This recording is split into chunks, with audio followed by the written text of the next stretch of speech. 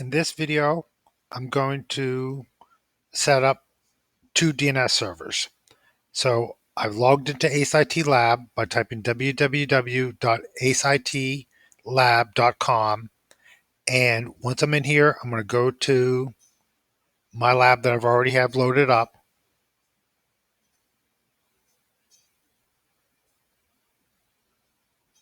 It takes a minute. I should have shut this machine down at night, but I didn't. And it's hibernated right now. So I'm going to turn that NAT machine back on.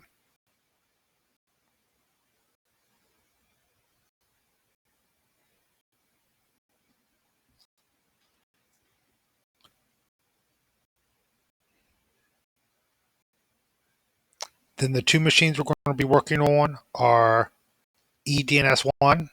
So I'm going to turn that on.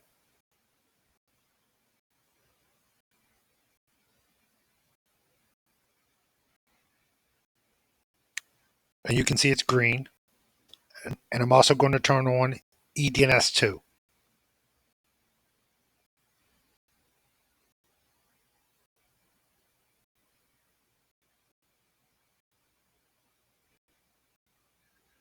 So if I go to console, the eDNS1,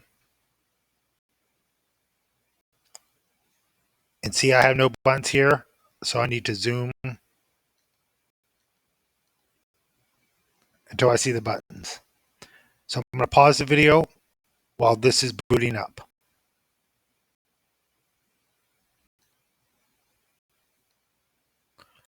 Okay, eDNS1 is booted. I'm going to go check eDNS2. It's booted as well. So I'm going to go to my network map. So what we're going to do is configure these two DNS servers today. We have two other DNS servers that are going to serve a different purpose. These two DNS servers are going to be integrated into Active Directory. Think of an Active Directory domain as a security context, like a lion in Africa. His domain is where he would roam. His is the place that he would control. So when you have an Active Directory DNS server, a lot of things are automatically done on your behalf. It's a lot less administrative effort. But the first two DNS servers we're going to set up everything has to be done manually. There won't be any Active Directory. A lot of the things have to be done by you. It won't happen automatically. So this network right here is 172.17.0.0/16.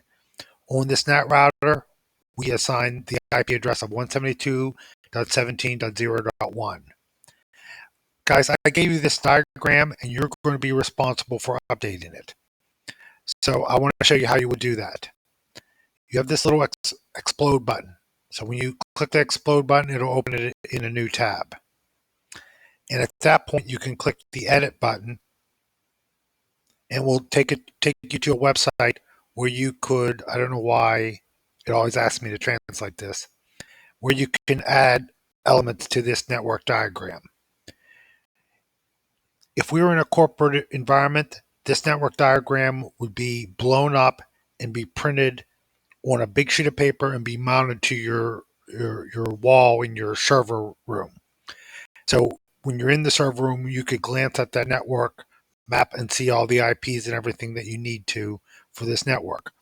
So what you can do is you can add text box. Like I'm going to edit this text box. I'm going to select the object, then hit F2. And I can do things like put in the network ID.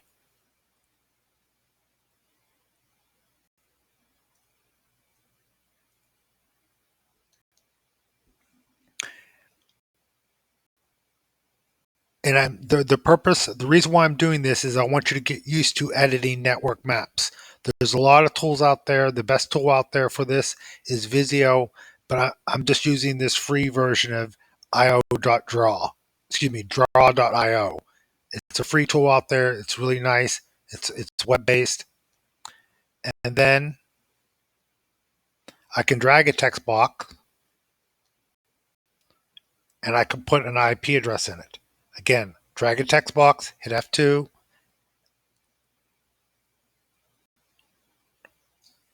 I could put in the IP that I used, grab an arrow. Don't want to do that.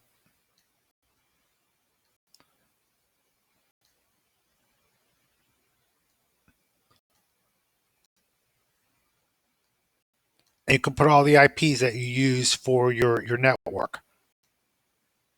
So I'm going to put another one right here. And these are the IPs that we use for our NAT router.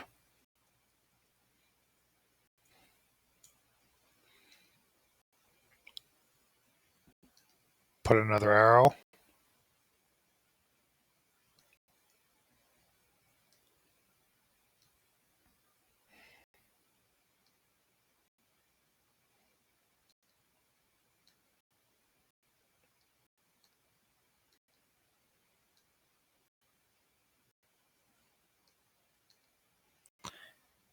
So this one was 172.17.0.1.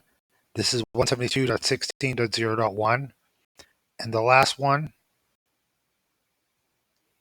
is 10.0.0.2. Again, I'm going to put an arrow. I didn't mean to do that. I don't know how to get back.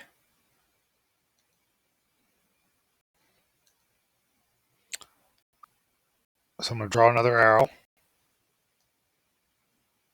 Grab this end to spin it around. Then move it into place. If you make a mistake and you screw up a diagram, you can press Control-Z to undo that mistake. It's going to take a little bit of practice. I put an arrow I didn't need here.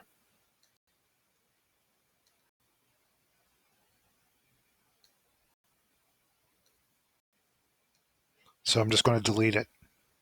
So you can draw your network however you want.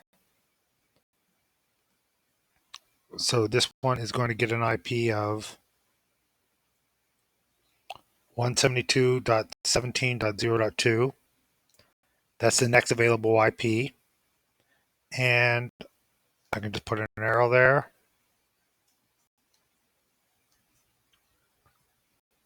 I hit Control-Z because I messed up.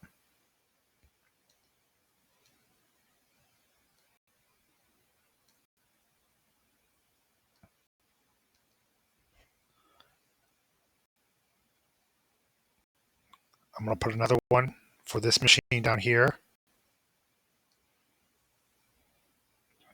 Pressing F2.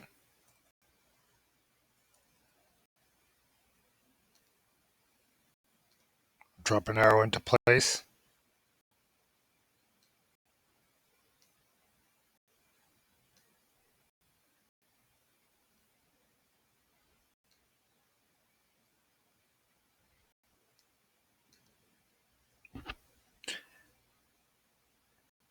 And so you can label all your interfaces. I'm going to do it as I go along, but it's going to be your responsibility to do it for your network lab because it's important you understand how to use a utility like this. They're all very similar. I'm just giving you one. So then you're going to do File, Export, File, Export as HTML. I'm going to save it to this device. I'm going to call it Working Network Diagram.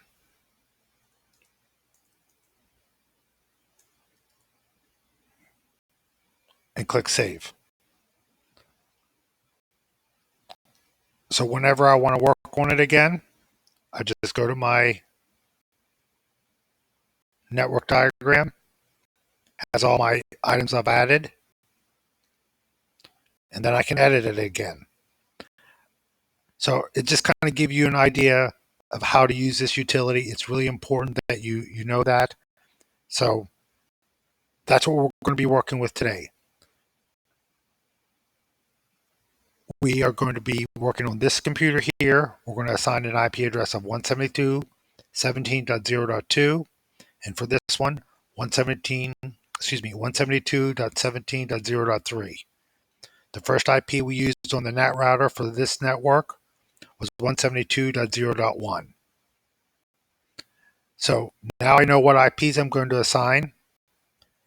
Guys, and I could have used any valid IP in this subnet. I'm just using the next available ones. I'm going to go back to my network. So I'm going to make sure I'm back on eDNS1. I'm going to press Control-Delete to sign in.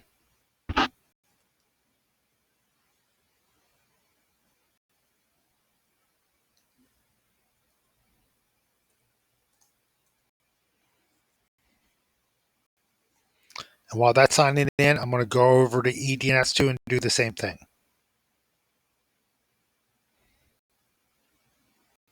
Press Control-Delete.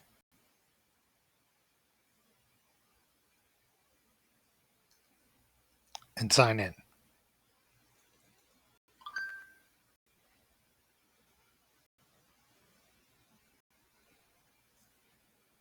While that's signing in, I'm going to go back to eDNS1.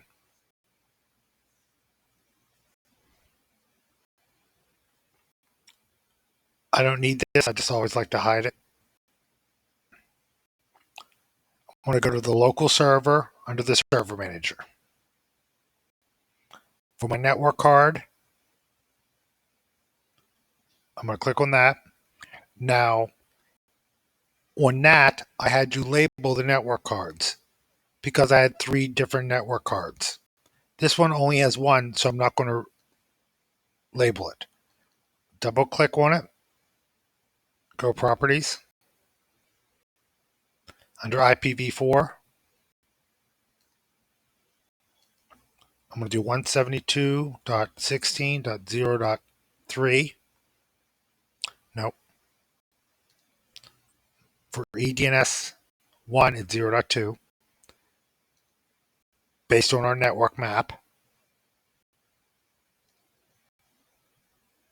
The gateway will be 172.16.0.1. Sorry, this is not 16, guys. It's 17.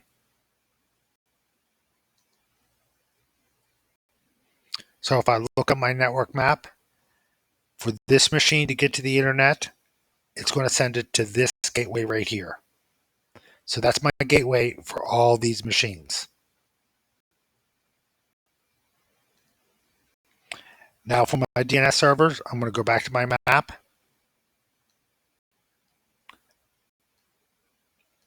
Eventually, these will be my DNS servers. I'm going to talk more about that in a live session because we have 3 sets of DNS servers we're working with. These 2 DNS servers, and we're going to use some DNS servers out in the internet as well. So for right now, these are going to be DNS servers, which we haven't set up yet. And they're also, like every machine on a network, it's a DNS client. So these 2 machines, they're DNS clients, and those DNS clients are going to point to these 2 DNS servers. Again, in a live session, I'm going to explain why. So basically, I have a DNS server running on this machine and a DNS client. I have a DNS server running on this machine and a DNS client. Right now, I'm showing you how to configure the DNS client. So I'm going to go back to ACE-IT. So those machines, when I get them set up, they're going to be 172.16.0.2 and 172.16.0.3. That's going to be the IP addresses for these 2 machines once I get them set up. So for these DNS clients, they're going to point to these DNS servers to resolve names. I'm going to click OK. And again, I'll explain that in more detail in a live session because it's confusing. I'm going to click yes to relax my firewall.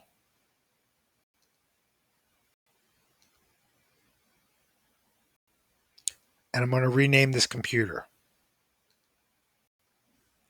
I'm going to call this eDNS1. Click OK. OK, close, then restart. When you change your computer name, you have to restart. I'm going to do the same thing for eDNS2. I'm going to eDNS2. I'm going to go to local server.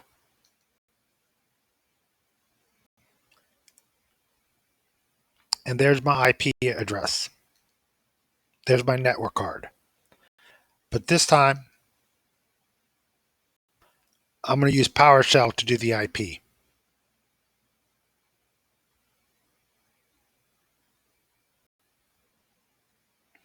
I'm going to go to Tools, to the Start menu, and then I'm going to launch PowerShell ISE. You could use this one or this one. They're both the same. This one is a graphic environment.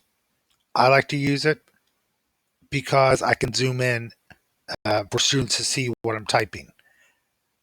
It also has some help you can see over here on the side. This is a non-graphic environment. They both do the same task. Graphics allow you to write scripts, allows you to zoom in, has some help. This is just like a standard command line interface. Just to get some more real estate on my screen, I'm going to close that sidebar out. And then I'm holding down Control and using my mouse or my trackpad to zoom in by scrolling up. So I'm going to type in new -net IP. Then I'm going to hit the tab key. It's called tab complete. -IP tab. If it doesn't tab complete, like I just did, you have a typo somewhere to the left. So the IP address for this machine will be 172.17.0.3. The subnet mask, I'm hitting -P tab, is 16 bits. I'm going to type -D tab and put in the gateway, which is 172.17.0.1. Then I'm going to do -I tab, and I'm going to call it Ethernet. Because I have multiple network cards. I could have multiple network cards, and I need to tell PowerShell which network card I'm assigning an IP to. Right now, I'm assigning it to the network card called Ethernet.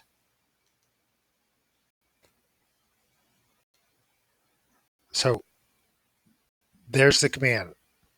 You can pause the video, but I want to leave it this size so you can see it.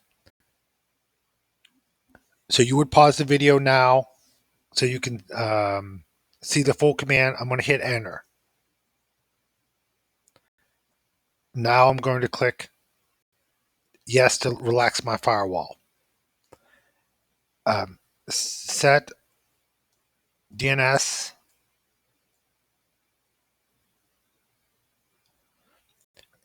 I'm going to tell you what I'm doing. If you don't remember the command, but you remember part of it, like I do, guys, I'm old. I've stopped learning commands a long time ago. I'm on a Linux system. I'm on Windows system. I'm on Cisco routers. Too many commands to remember, so I stopped remembering them. But they have this nice feature called tab complete. So I can type in set DNS, hit tab, and you can just keep hitting tab until you find the command that you want, and that's the one I want. But let's say I went too far and I hit too many tabs. I can press Shift Tab to go backwards in the commands. So the command I want to do is set DNS client server addresses. Hit hyphen, server addresses. I'm going to type in 172.16.0.3, comma, no space, 0.2, comma, 172.16.0.3, space, hyphen, which interface do I want to do it to? Ethernet. So when we did it graphically, we put in the IP address, the subnet mask, and the gateway. And then we also put in the DNS servers. So in the first command, there's my IP address, there's my subnet mask, there's my gateway. And in this command, I'm assigning the two DNS servers. I'm going to hit enter. And just to show you graphically what I've done, I'm going to leave the command there. You can press pause to see the command. I'm going to go back to my interface, double click it, go to properties. There's all the settings I just done. So you can do it graphically or you can do it on PowerShell. Initially, guys, you're going to be leaning toward the graphic interface. But over time, guys, you'll realize that the PowerShell is a lot more powerful than the graphic interface. You can go be a lot more efficient. If you're a fast typer, you can do this very quickly. One thing I want to say is typos will kill you. You need to be very careful in what you type. If you're a bad typer, make sure you hit that tab key as much as you can. This you can tab through. Sorry. You can tab through this. You can tab through this. But you can't tab in the values. You have to type those out. This is called a switch. And this is the value of that switch. So you can tab through the command name or applet, tab through the switches, but you can't tab through the values. Now, just like on eDNS 1, we need to rename eDNS 2. So I'm going to do rename hyphen computer. Well, I'm going to stop right there, then hit the tab key. -N for new name, hit the tab key. eDNS 2. -restart. When you hit enter, it'll reboot. So I'm going to go back to eDNS 1. So I showed you how to set up an IP address on the command line, and I showed you how to set up an IP address graphically. So I'm going to go back to eDNS 1. Press Control Delete to sign in.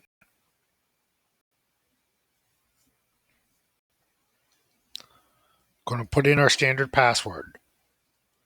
Capital PA11WORD.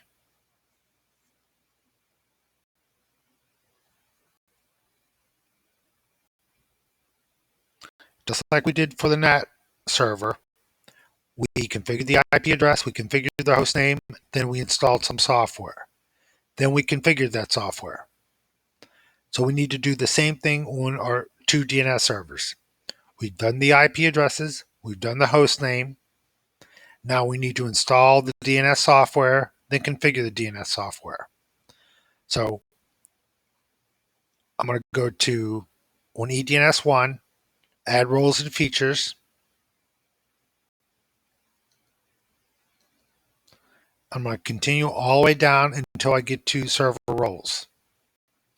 I'm going to choose DNS server and add the tools to manage the DNS server, because I might have a machine that's in a rack on some server room somewhere.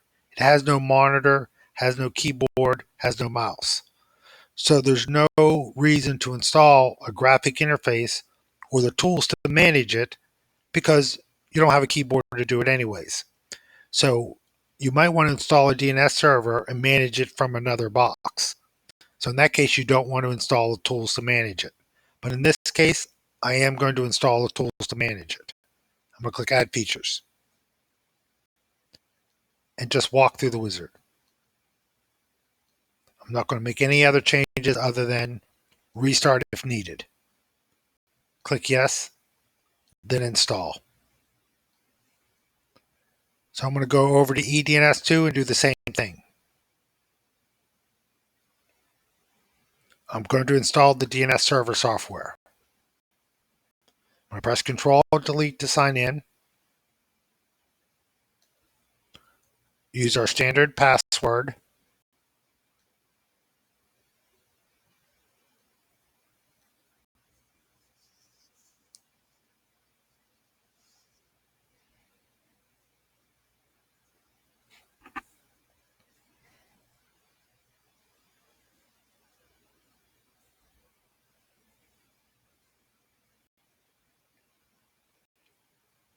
I'm going to click on Tools. Start menu. The Windows PowerShell ISE.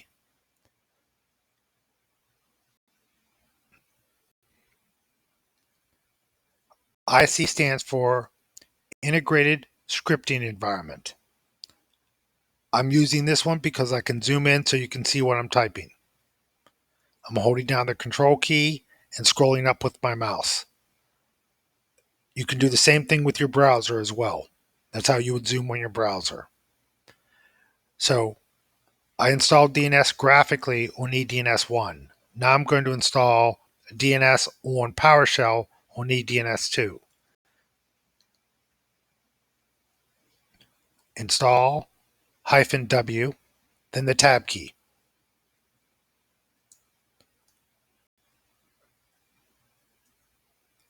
I hit -N Tab key. DNS. That's what I want to install. -I tab.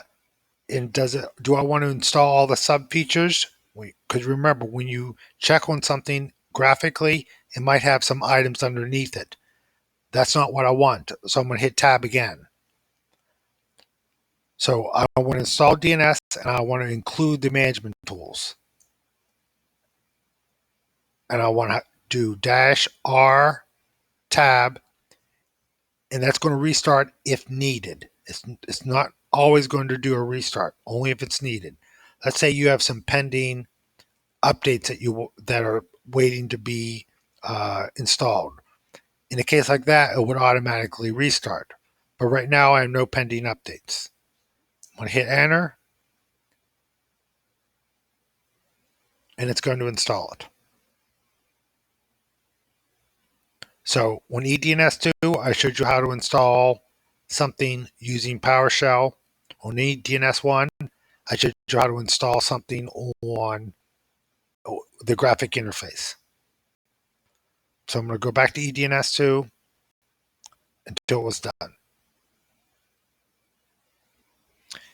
Guys, and a lot of things you install, you notice at 92% it kind of hovers there. Just be patient. You can see the red light indicating it's still doing something.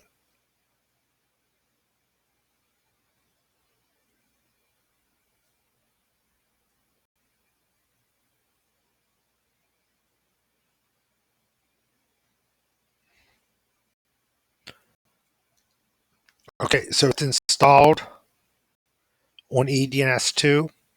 I can type exit to exit the screen. I'm going to go back to eDNS1. And I can see it's installed on eDNS1 as well. So I'm going to close this out. So now that we've installed it, under the Tools menu, I have eDNS. Excuse me, I have DNS. This is how I configure the DNS server. This is how I configure the DNS server.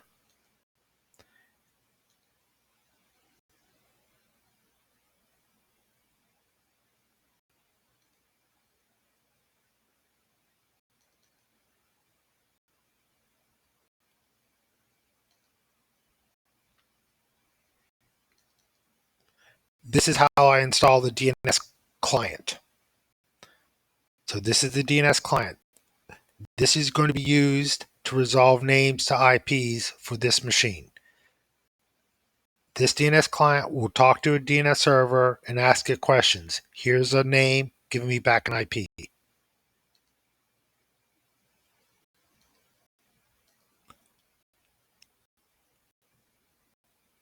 This DNS server is going to listen for requests, meaning a DNS client is going to talk to the server. The DNS client will present a name and the server will respond back with an IP address. I want to show you something else. If I go to services,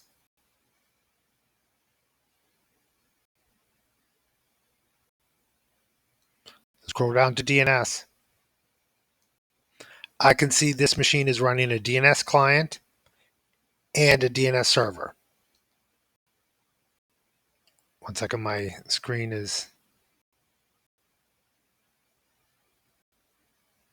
not updating. When this happens to you guys, just jump to another virtual machine, then go back. Okay, so I have a DNS server and a DNS client running on both machines. They both maintain their own data. The only way this DNS server, the only way that this DNS client will know what this DNS server knows is if I point my client to the DNS server on the same machine. So the DNS client and the DNS server maintains different data. Right now, my client, the DNS clients on these machines are pointing to these two DNS servers. So if I set something on this DNS server, the DNS client on the same machine won't know it. And in the live session, I'll show you why. Guys, what we're doing is configuring DNS servers in our DMZ. That DMZ stands for Demilitarized Zone. So basically, in later labs, we're going to allow people from the internet to access this portion of our network. We need to assume that these machines are going to get hacked. So I need to segregate these machines that are exposed to the internet from my other production network. So these machines will not be exposed to the internet. These machines will. So this machine is a DNS client and a DNS server. This machine is a DNS client and a DNS server. The DNS server are going to handle name resolution requests from people on the internet. So if someone on the internet wants to resolve a name to an IP for, say, our web server, these two DNS servers will handle that request.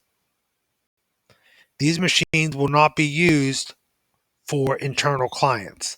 These machines are going to be used for resolving names to IPs for clients on the internet or external clients, external to our network. That's why I call them eDNS. These two DNS servers will handle name resolution for internal clients. Give me 1 second.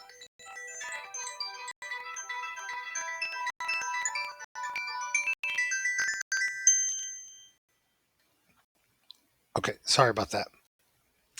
I'm going to go back to my network diagram. So these DNS servers are going to be handling name resolution requests for people on the internet, external DNS clients. These two DNS servers will be handling name resolution for internal clients, meaning all the machines within our network, all the machines that are behind our NAT router. So even though these DNS servers are going to handle name resolution requests for external clients, the DNS clients on the same machine, they're going to be external clients. So they're going to point to these two DNS servers for name resolution because they're internal clients. If people on the internet, they're going to use these servers for external clients, but these two DNS servers will handle name resolution for internal clients. This machine has an internal DNS client. This machine is an internal DNS client. This machine is an internal DNS client because they're all behind this NAT router. So these DNS clients will use these DNS servers for name resolution. DNS clients out on the internet will use these DNS servers for name resolution for our name, which I'll get to. And I'm going to go over this again in a live session and draw arrows and things like that so you understand what's going on. So I'm going to go back to ACE-IT Lab. I'm going to close that out. I'm going to go to eDNS1. We have two types of zones, a forward lookup zone and a reverse lookup zone. A forward lookup zone resolves names to IPs, meaning if you send me a name, I'll send you back an IP. Reverse lookup zones does the opposite. It resolves IPs to names. You send me an IP, I'll give you back the name. So forward, names to IPs. Send it a name, you get back an IP. Reverse, you send it an IP, I'll give you back a name. Okay, so I'm going to go to my forward lookup zone and say new zone. Guys, I don't want you to worry about the IP addresses that we use right now because that's for a later lesson. I want you to worry more about the mechanics of setting up a zone, not necessarily the data that I'm using. I'll explain that in our live session. So the takeaway from this lesson is, how do I create a zone? How do I add records to the zone? Don't worry about what records I'm adding. This is one of those hear me now, believe me later scenarios. So I'm going to create a new zone. It's going to be a primary zone. A primary zone is a read-write copy. A secondary zone is a read-only copy.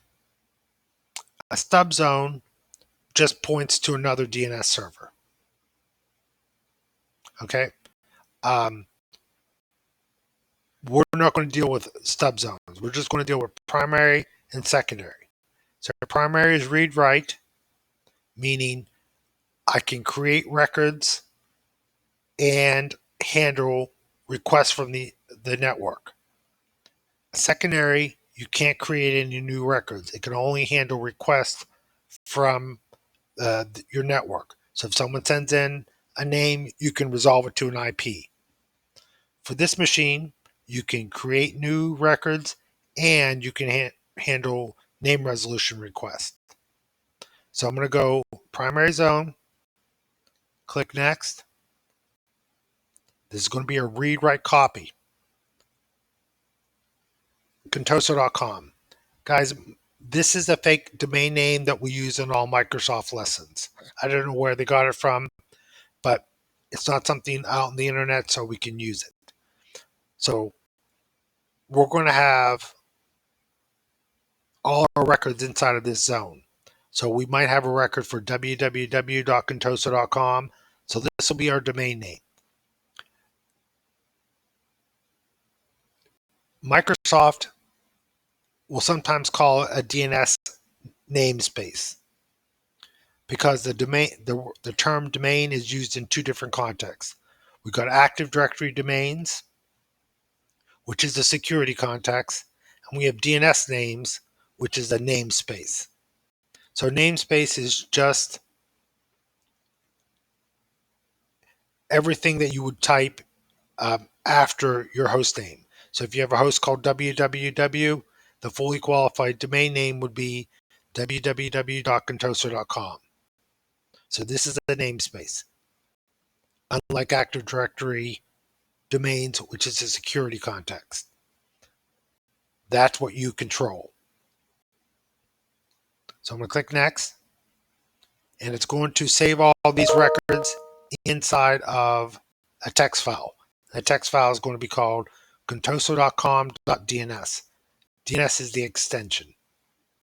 It's going to be under the Windows System 32 DNS folder. So when we add new records to this zone file, it's just going to save it in a text file. If I wanted to, I can open up Notepad and manually edit the file.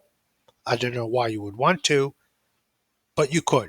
It's just a regular text file, an ANSI text file. I'm going to go back one.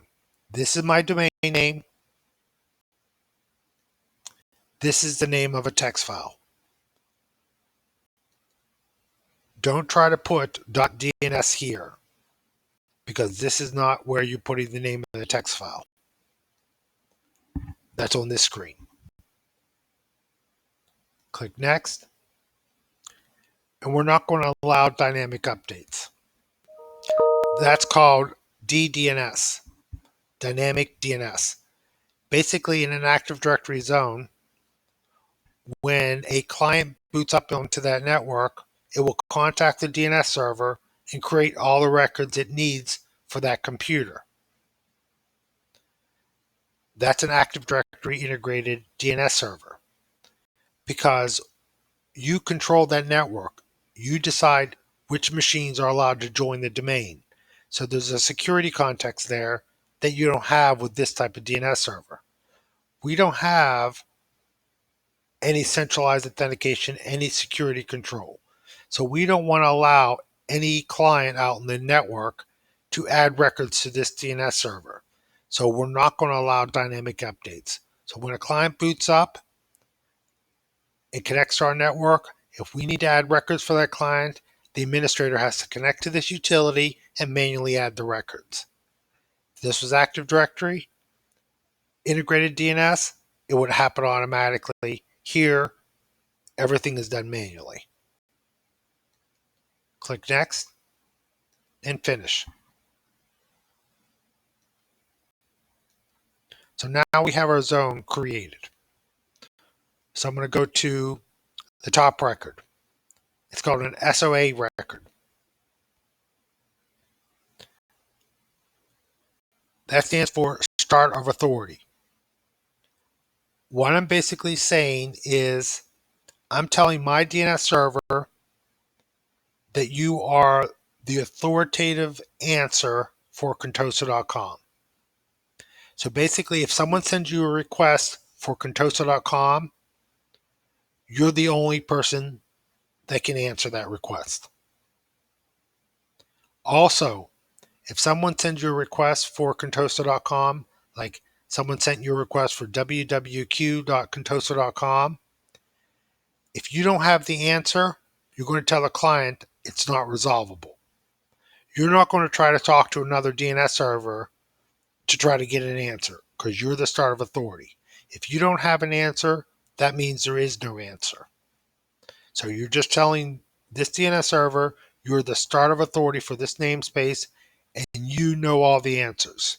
If someone sends you a request for contoso.com and you don't know the answer, that means there's no answer to be had. So I'm going to say the primary DNS server is edns.contoso,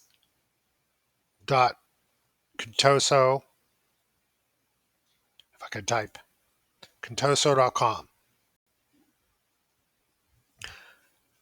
And that's going to come into play later on, and I'll show you down the road. Now, the responsible person is who administers this DNS server. If some server out on the internet has an issue and it's causing a problem on the internet, you can query someone's DNS server and find out who to contact to fix that issue. But the problem is we can't put the @ symbol here, because the @ symbol has a special meaning in that text file. Do you remember when I said it's going to save everything to a text file? Well, in that text file, it uses an @ symbol in the formatting, so we can't use an @ symbol. So what we're going to do is just type contoso.com. So basically, if I were a network admin and I come across a DNS server that's behaving badly, I would query for the responsible person and I would send an email to hostmaster@contoso.com. Give me 1 second.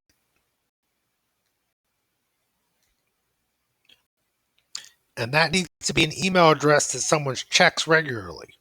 Because if someone sends you a request and you don't fix it, they could blacklist you, and then you would have to contact all these blacklist providers to get removed. Let's say someone on your network was sending out spam emails. And at that point, the network admin that was receiving those spam emails could send you an email saying, you're sending out spam, correct it. If you don't respond or correct the issue, they can go to their blacklist provider, blacklist you, and at that point they'll reject all your emails. And then when one blacklist provider gets that data, they'll share it with other blacklist providers, then pretty soon no one will accept your emails. So you'll have to manually get on the phone, contact all those blacklist providers, and convey to them that you fixed the issue and they trust you to remove you from the blacklist. So it's important that this email address that you're showing here, hostmaster@contoso.com, is checked regularly. Also, this email address is going to get a lot of spam. If you are selling Cisco routers and you want to find out who to contact in a corporation, I would contact the responsible person. Most likely that person has the purchasing power. So you have to deal with a lot of spam on this email address. It is what it is. The next to last thing I want to point out in this screen is time to live. So basically, every time you resolve a name to an IP, either if it's from another server or from a DNS client, you're going to tell them to keep it in memory for 1 hour. So this time to live in this context, because we use that TTL for a bunch of different things, but in DNS regards, TTL stands for time to live, meaning cache it in memory for 1 hour. So I'm going to, I can't show you right now because I'm not fully set up, but your DNS,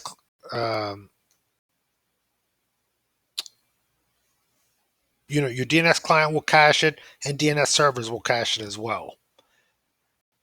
The last thing I want to show you is the serial number. Every time you make a change to your DNS server, the serial number will increment by 1. Remember when I was referring to a primary DNS server is a read-write and a secondary is a read-only?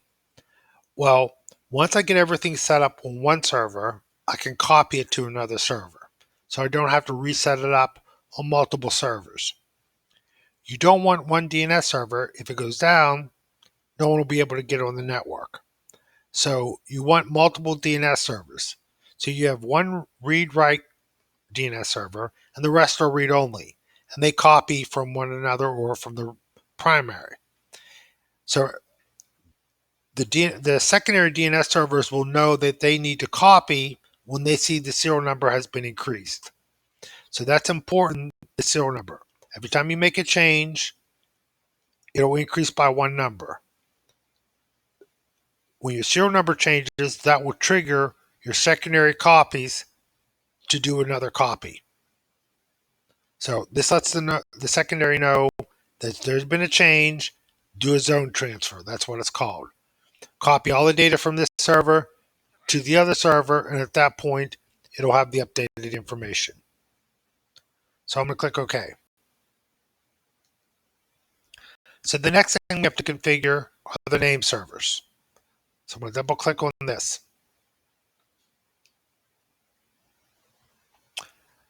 Guys, it brings you to the same box, just a different tab. So there's where we were before. Now we're on the name server tab. So I'm going to highlight this first one, then click Edit. So what I'm doing is specifying the DNS servers that are in my network. So the first one is contoso.com. Then the IP address for that is 172.16.0.3. I told you this DNS server is not integrated in Active Directory, so we have to do everything manually. So this DNS server doesn't know it's a DNS server for the network. Sorry, I typed the wrong IP. It's 172.17.0.3. Don't worry about this validation. It's trying to resolve that name to that IP. Well, the problem is the server that does name resolution is the DNS. So the DNS server is not able to fulfill that request because we're in the middle of setting it up. So if it doesn't resolve, don't worry about it. It's not a big deal because we're in the middle of setting everything up. Incidentally, this button is stupid because how's it going to resolve when you're in the middle of setting up the DNS server? It is what it is. So we need to tell our DNS servers who the DNS servers are for this network. That's what we're doing.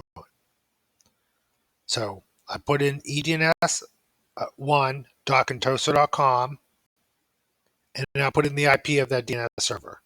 Click OK. So the first one was already there. I just edited it. The second one I need to add.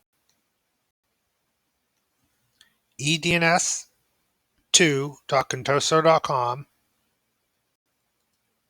and it's going to have an IP address of 172.17.0.3.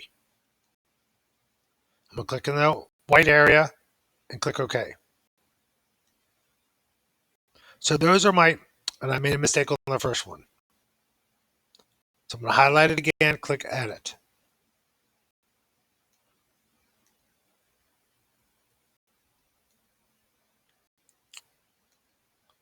So I have two DNS servers for my network. The first one is edns1.contoso.com. Guys, make a note of that dot. I'll explain what that dot is at the end when we do our live session. Then we have edns2.contoso.com, and it resolves to 172.17.0.3. So I'm going to click OK.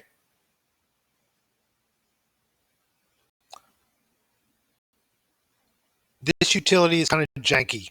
It doesn't refresh automatically. So I'm going to highlight contoso.com, then hit refresh. I'll explain what those are in a little bit. So we just created a forward lookup zone. It's going to resolve names to IPs. You send it a name, I'll send back an IP. So I'm going to go to reverse lookup zones. Again, the purpose of this is just the mechanics of how to set up DNS. Don't worry about the records just yet. So I'm going to create a new zone. It's going to be a primary, meaning a read-write copy. It's going to be for an IPv4 network. Now remember, forward lookup zones resolves names to IPs. Reverse lookup zones resolves IPs to names. Click Next. And our network is 172.17.0.0. So I'm just going to put 172.17. And I'm going to explain this in a little bit. Probably not this video. But this video, I'm just going to show you how to set up the DNS servers. The next video, I'm going to explain all the types of records. It's going to create a text file to store those records in. Next, we're not going to allow dynamic updates.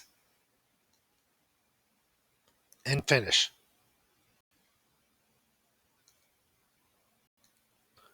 So just like in our forward lookup zone, in our reverse lookup zone, we need to set up the SOA record and the NS record. So I'm going to do the SOA record first.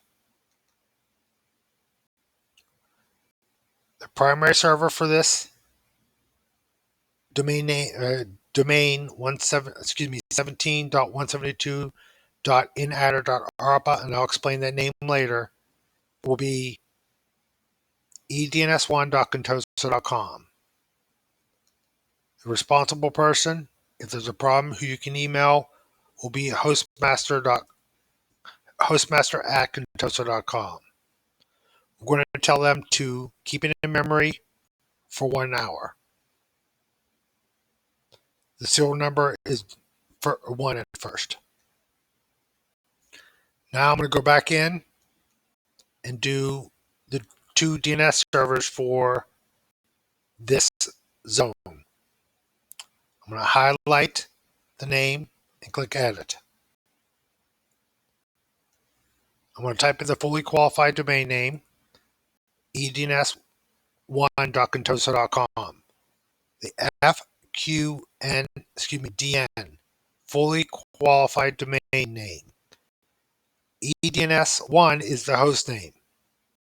edns1.contoso.com is the fully qualified domain name. So I'm going to type in the IP address for that server.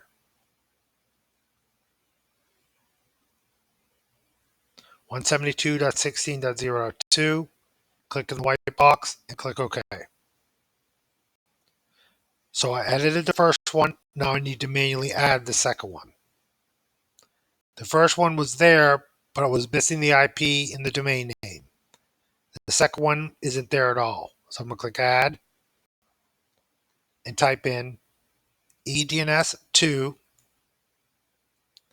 edns2.contoso.com. That's the fully qualified domain name. The IP address is 172.17.0.3. The E in EDNS stands for external clients.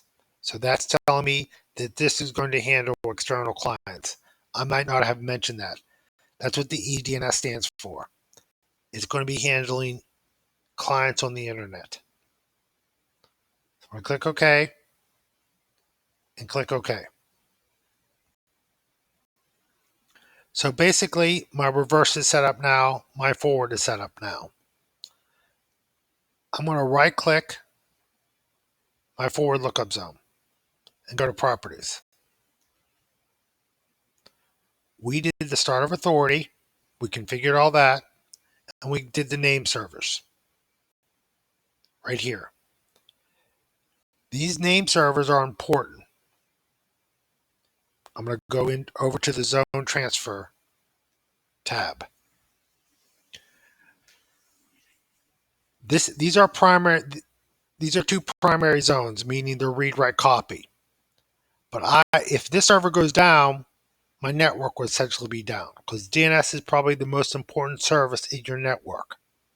I need to have a backup copy. That's what eDNS2 is going to do.